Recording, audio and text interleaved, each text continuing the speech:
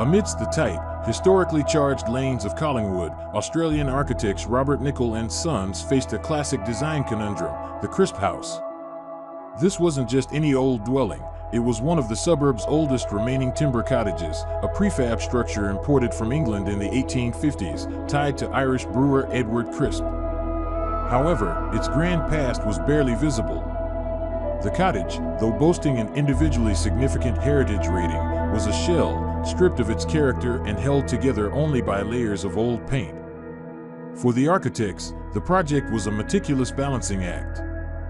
They had to appease the strict Victorian heritage controls while maximizing the potential of an extremely tight, up-and-coming site.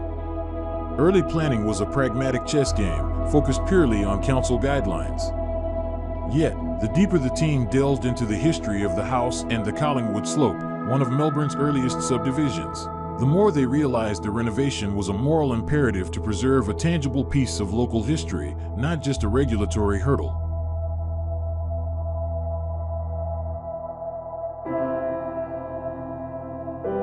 The renovation became less a modern redesign and more an archaeological reconstruction. The original cottage was so far gone that restoration meant a complete rebuild, with none of the original foundations salvageable.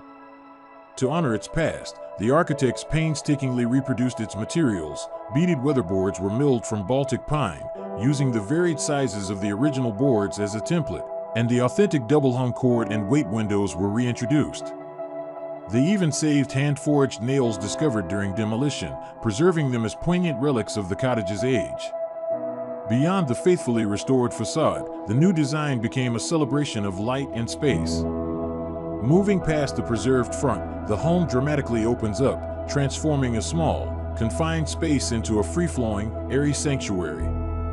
Extensive glazing and north-facing skylights flood the interior with natural light, blurring the line between inside and out with large sliding doors and seamless floor levels.